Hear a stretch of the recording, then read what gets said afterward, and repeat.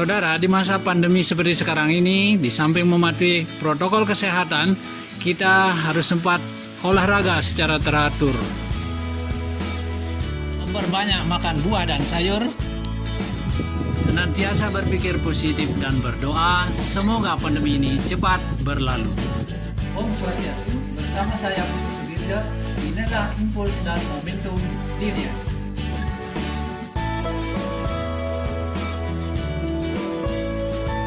Siswa sekalian, ada sampak yang sedang berayun dan ada bola.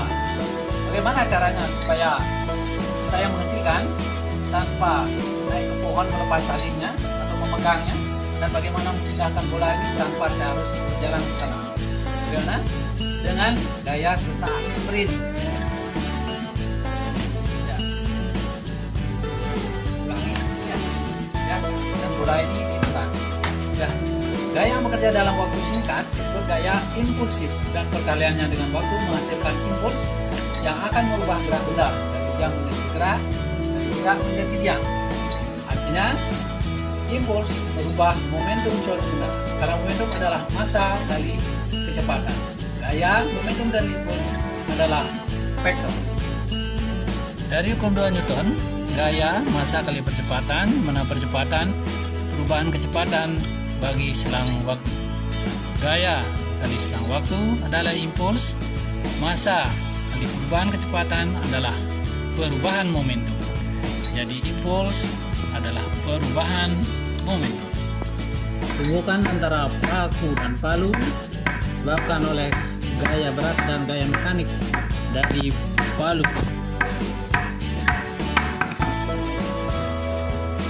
Sekalian, demonstrasi berikut ini akan menunjukkan bagaimana momentum awal dan momentum akhir dari benda-benda yang bertumbukan. Ada 1, 2, 3, 4, 5, 6, 7 bola yang masanya masing-masing sama. Jadi kita berikan momentum awal. Nah, kalian lihat bagaimana bola yang paling ujung ini bergerak ke sana. Itu artinya bahwa momentum itu diteruskan dan momentum itu tetap sama atau kekal. Jadi prinsip ini menunjukkan bagaimana prinsip kekekalan momentum.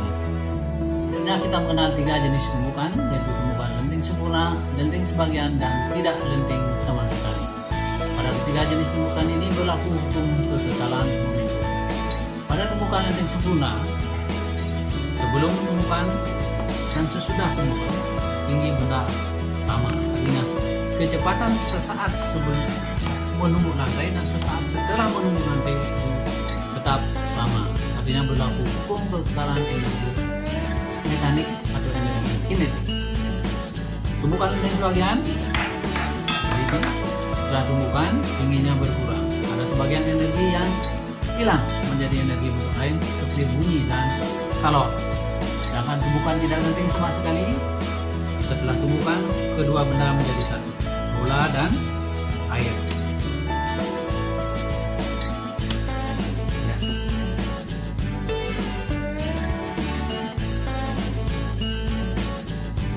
Siswa sekalian, ini pernah tahu, tapi kita coba membahas bagaimana penerapan prinsip impuls dan kekekalan momentum pada berbagai teknologi.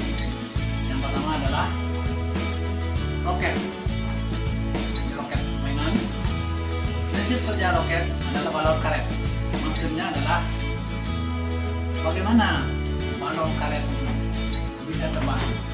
Setelah kita lepaskan, ya, ada semburan udara ke bawah, dengan balon ini akan terbang. Ya, satu lagi. Ya, ada. Roket juga seperti itu. Jadi ada semburan gas panas ke bawah, roket mendorong ke atas. Jadi pada roket, massa roket berkurang setiap saat. Jadi ada perubahan massa, kecepatannya juga berubah, ada perubahan momentum. Jadi impuls yang diberikan oleh dorongan gas ke bawah ini menyebabkan perubahan momentum roket. Balistik ini yang dicari adalah berapa kecepatan peluru mengenai sasaran atau balon. Prinsip yang digunakan ada dua, kekekalan momentum dan kekekalan energi mekanik. Dari kekekalan momentum, tumbukannya tidak lenting sama sekali, massa fluid dan massa balok menjadi satu. Dapatkan rumus seperti ini, ada V aksen. V aksen kita cari dari kekekalan energi mekanik. Nah, MP kuadrat sama dengan MPH. Dengan dapatkan V aksen, masukkan kemari, didapat inilah rumus kecepatan peluru mengenai balok. Dengan H adalah dinyatakan dengan kosinus sudutnya, sudut theta ini. Selanjutnya dari soal diketahui massa peluru, massa balok, panjang tali, dan sudut. Percepatan gravitasi ditanya berapa kecepatan peluru. Ya. Jadi rumus yang sudah kita bahas tadi adalah, ya ini dia, massa balok, massa peluru akan bagi H dinyatakan dalam kosinus. Berapa cos 60 derajat? Ya, setengah. Cari 20 cm, kemudian gram diubah menjadi kilogram, cm menjadi meter. Ya, kita masukkan angka-angkanya. Sudah didapat hasil akhir 42 meter per sekon. Siswa sekalian, Bapak Mekanika siapa? Isaac Newton, ya, menyatakan bahwa gaya adalah laju perubahan momentum terhadap waktu. Karena gaya kali selang waktu adalah impuls, adalah perubahan momentum. Peristiwa ini terjadi pada tumbukan. Hukum kekekalan momentum berlaku pada sembarang tumbukan. Apakah tumbukan itu lenting sempurna, lenting sebagian, atau tidak lenting sama sekali.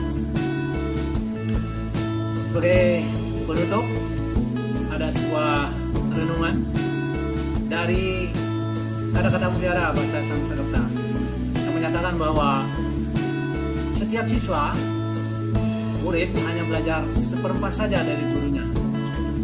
Seperempat seorang murid harus belajar dari dirinya sendiri, seperempat lagi dari alam, dan seperempat lagi dari perjalanan sang waktu.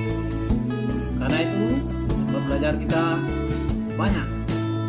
Oleh karena itu pula kita harus tetap menjaga hubungan baik dengan ibu bapak guru, dengan teman-teman, dan dengan alam. Sampai di sini, tetap semangat, merdeka belajar, salam sehat, Om Santi Santi.